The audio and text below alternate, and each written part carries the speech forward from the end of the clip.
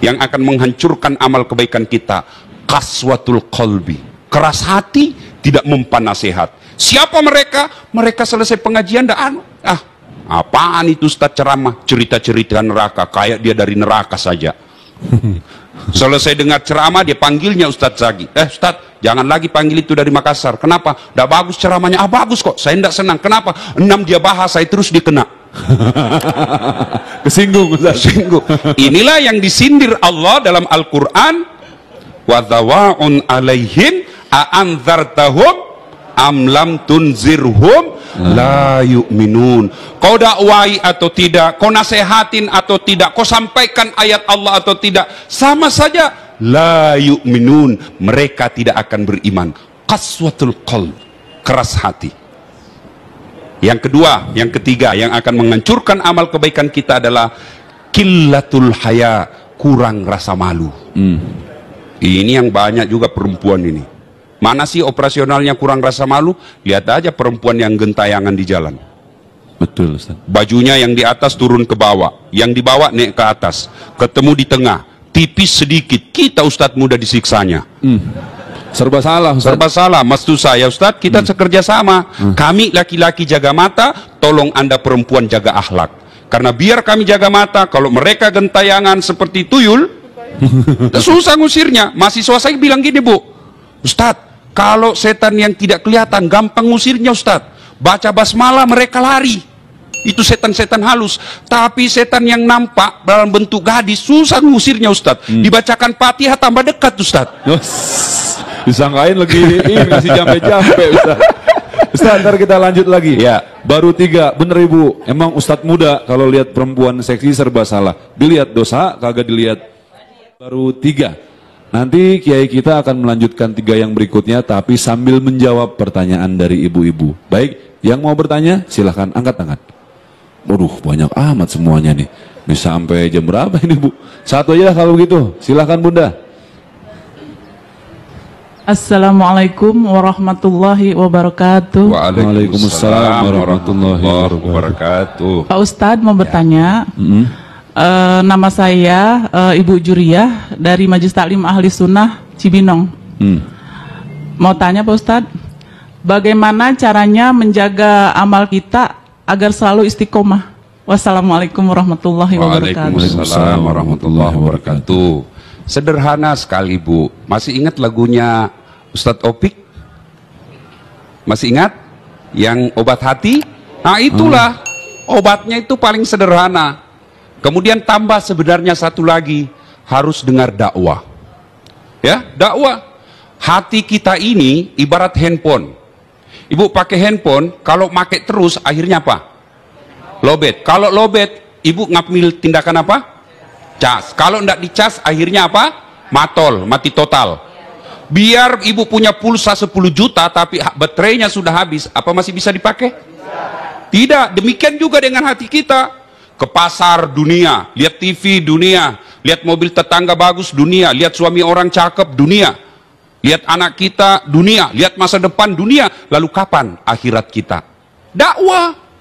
Perlu ngicas nih, ini dakwah. Makanya selain yang tadi disebutkan itu buat hati, berikutnya adalah harus sering dengar dakwah. Di tempat ini Bu, insya Allah bagus hadir di tempat ini. Itu salah satu cara untuk istiqamah, memelihara kualitas keimanan kita sehingga amal kebaikan kita tidak hancur oleh perbuatan kita sendiri. Jelas Ibu? Jelas? Ya. Yang susah itu justru istiqomah Ustaz ya. Ya. Menjaga agar segala amal kita tetap terus konsisten, tidak berubah. Tapi sering ada masalah Ustaz. Ada orang yang sering berbuat amal, jumlahnya banyak, tapi sekali aja. Ya. Entah itu sedekah, entah itu zikir. Kesananya nggak berbuat lagi. Yang baik yang mana nih Ustadz? Yang banyak sekali apa yang konsisten? Nah, yang dicintai oleh Allah dan Rasulnya itu yang konsisten. Tapi yang lebih sial sudah sedikit tidak konsisten lagi. Nah itu, parah ya? itu. Ya kan Ibu? Nah, ada doa yang diajarkan dalam Al-Quran untuk memelihara istiqamah kita. Rabbana la tusi' qulubana ba'da is hadaitana wa hab lana min ladunka rahmah. Ustadz, saya tidak hafal itu doa Arabnya. Nggak usah bahasa Arab.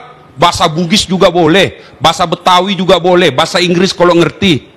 Terserah doanya. Ya Allah, Engkaulah yang membimbing dan memberikan hidayah dalam hati saya, ya Allah. Bimbing dan tuntun hati saya. Jangan Engkau palingkan hatiku setelah Engkau berikan petunjuk dan hidayah dalam hati saya. Doa itu, Bu, doa terus, ya. Kalau 5 kali kita sholat, 5 kali kita berdoa, masa Allah tidak mendengar doa kita. Padahal Allah sudah janji, ud'uni astajib lakum, minta kau kepadaku, pasti aku kabulkan.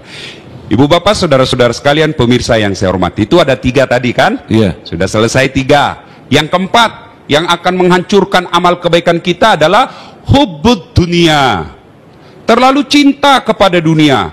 Cinta dunia, why not? Kenapa tidak? Boleh. Cinta dunia boleh, yang dilarang terlalu. Cinta mobil boleh, tapi jangan terlalu cinta mobil. Cinta anak boleh, tapi jangan terlalu cinta kepada anak. Ingat Masita, ketika Fir'aun merebus hidup-hidup anaknya, Fir'aun lalu berkata, Masita, tega benar kau, masa kau tidak cinta dengan anakmu? Lalu apa kata Masita? Fir'aun, yang benar aja, jangan kau ajari saya cinta kepada anak. Saya yang menghamilkan dia, saya yang melahirkan dia. Tidak mungkin saya tidak cinta kepada anak saya. Tapi ingat Fir'aun, cintaku kepada anak tidak boleh mengalahkan cintaku kepada Allah Subhanahu wa Ta'ala. Itu ya, boleh ibu cinta dunia, tapi dilarang terlalu. Mana yang dimaksud terlalu cinta dunia? Satu, karakternya kata Nabi, hubbud dunia wa karahiyatil maut. Terlalu cinta dunia, lupa mati. Baik. Mana yang dimaksud lupa mati? Takut stres kalau dibilang tua. Begitu ada rambutnya putih, stres. Ustaz, boleh tidak disemir? Boleh, tapi untuk apa? Bukankah rambut perempuan harus ditutup dengan jilbab? Ada orang langsung semir, sedikit putih semir, masuk matanya, rasa kok. Kenapa mesti? Cinta dunia, menghalalkan segala cara, itu semua karakter cinta dunia. Mana lagi karakter cinta dunia? Nganggap enteng ibadah, itu cinta dunia. Mana yang masuk nganggap enteng ibadah? Nunda-nunda waktu sholat, itu cinta dunia itu. Ini yang keempat, cinta dunia. Jadi ulama jangan cinta dunia, jadi ustadz jangan cinta dunia. Dunia boleh, tapi ini hanya transit semata. Tujuan akhir kita, halte akhir kita adalah akhirat. Dunia jangan menghalalkan segala cara, menghilangkan akhirat untuk meraih dunia. Ini yang keliru. Yang keempat yang akan menghancurkan amal ibadah kita, hubbud dunia, terlalu cinta kepada dunia. Yang kelima yang akan menghancurkan amal ibadah kita, sabda Rasulullah, yaitu al-mutakhawilu bis sholah, menganggap enteng sholat. Mana sih yang dimaksud menganggap enteng sholat? Sholat semau-maunya, Bu. Dia sholat tidak sesuai protokoler Nabi. Ada kan orang sholat muda semangat betul. Allahu Akbar, Bismillahirrahmanirrahim, Alhamdulillahirabbil alamin, Arrahmanirrahim. Siapa yang ngajar sholat seperti itu? Ada juga yang sholat terlalu semangat. Allah, Bismillah. Siapa yang ngajar seperti itu? Ayo, handphone aja ibu beli, pasti ada buku panduannya. Dan ketika belum dipergunakan, ada catatan merah tebal ditulis penting, peringatan, baca buku pedoman sebelum penggunaan handphone. Itu handphone, komunikasi kepada manusia. Lalu kenapa komunikasi kepada Allah? Sholat. Di rumah ada enggak buku panduan sholatnya, Bu? Ada enggak, Bu? Ada orang takbir macam-macam, dia takbir kayak bikin kacamata. Allahu Akbar. Dia gini bertanya. Saya tanya, apa itu Pak? Dia bilang, ini saya tulis Allah. Iya kan? Oh, Allah. Saya bilang, siapa yang ngajar? Dia bilang, nenekku. Memangnya nenekmu Nabi? Yo. Nah, ini yang kelima yang menghancurkan amal ibadah kita, nganggap enteng sholat. Lalu gimana supaya tidak nganggap enteng sholat, Ustaz?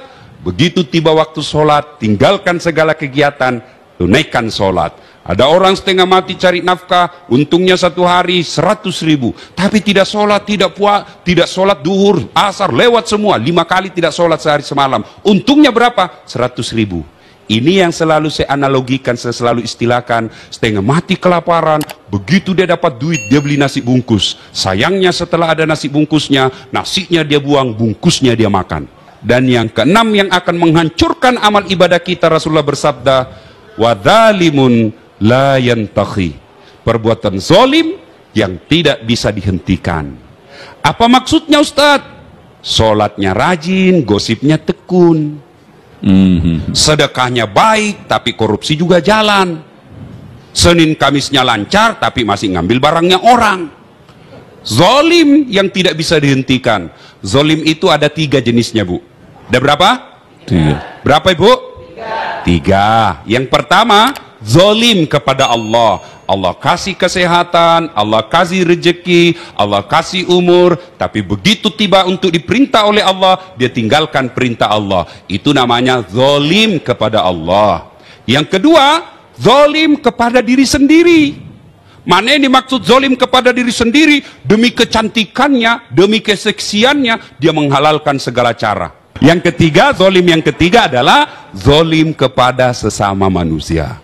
Zolim 3 ini kalau tidak bisa dihentikan, maka itu akan menghancurkan amal kebaikan kita. Semoga Allah Subhanahu wa taala membimbing dan menuntun kita agar kita terhindar dari sifat tercela yang 6 ini. Amin.